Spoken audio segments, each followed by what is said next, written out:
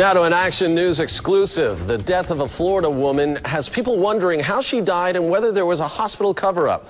Now the state attorney's office is looking into the case after being told about it by ABC Action News.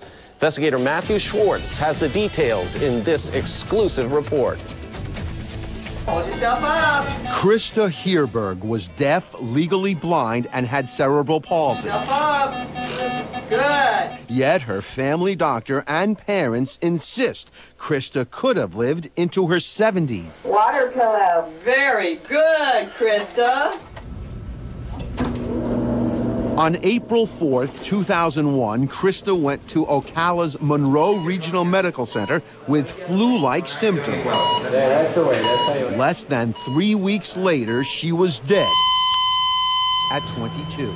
I honestly didn't even believe she died. Christa's parents have spent 4 years investigating the death of their only child. After reviewing hundreds of documents, Cheryl and Jerry Purpura are convinced that something went terribly wrong at Monroe Regional.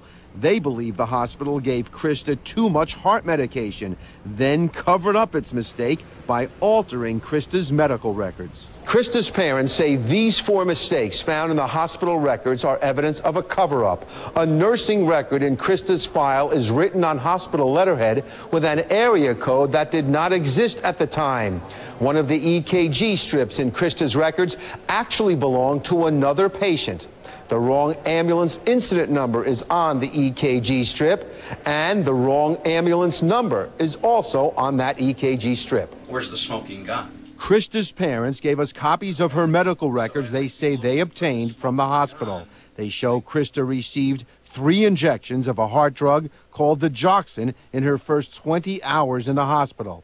They say she went into a coma after the last injection and never regained consciousness. She died on April 23, 2001. The death certificate lists the cause of death as respiratory arrest, bilateral pneumonia, and adult respiratory distress syndrome. Anybody can see what they did. A blind man could see it. She didn't appear to have immediate life-death situation. It seemed to be like flu-like symptoms to me.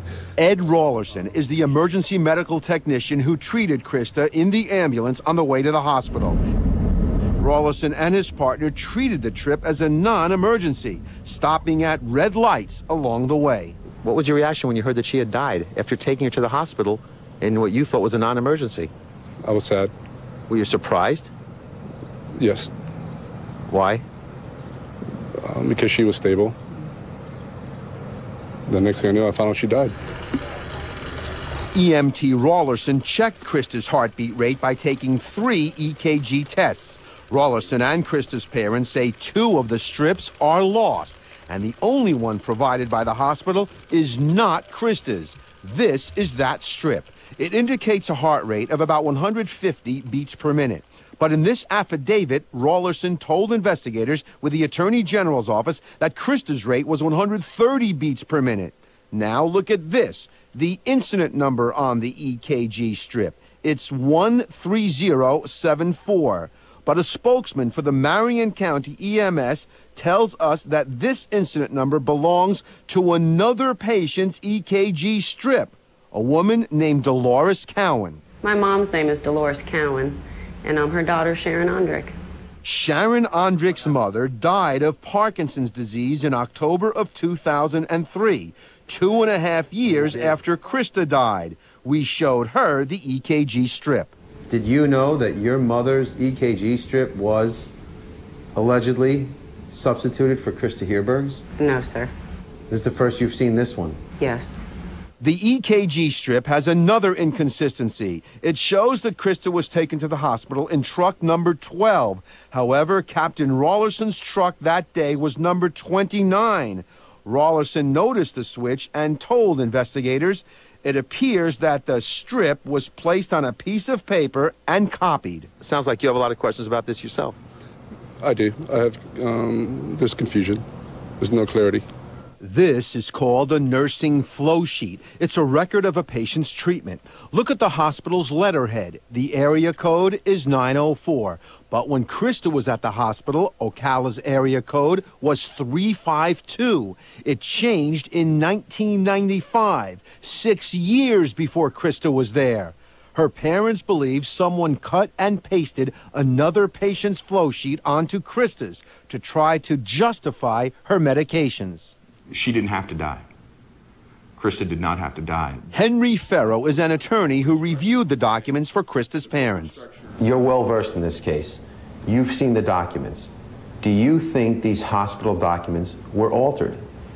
The records, no question about it in my mind, have been tampered with. I just got about a 30, 45-second statement, and I'm not allowed to answer any questions or anything like that. When we told hospital management we had evidence of altered documents, they said the only statement would come from Ryan Gerds, their community relations coordinator. The Agency for Healthcare Administration and the Office of the Attorney General did separate investigations into the complaint, and both determined that we provided the appropriate care for the patient and that no files had been altered or were missing. But we have some documents here that we believe appear that they could have been altered. I'm sorry, I'm not allowed to comment on anything else. Nope, I'm not allowed to comment on anything else. Because this one has a different area code than what I'm sorry. the hospital is. I can't comment on anything. You really can't say anything about that? I'm only allowed to read the statement. 2 investigations by the Attorney General's office cleared the hospital of any wrongdoing. But those investigations focused on Medicare fraud. It just is so inhuman. Christa's parents want a new investigation focusing on her medical records. If there's any justice out there, then somebody will look into this. Christa's parents couldn't get a lawyer to take their case because attorneys told them it would be too expensive. And due to Christa's condition, she would not have earned a lot of money. Now, thanks to our investigation, the state attorney is looking into whether the documents were altered.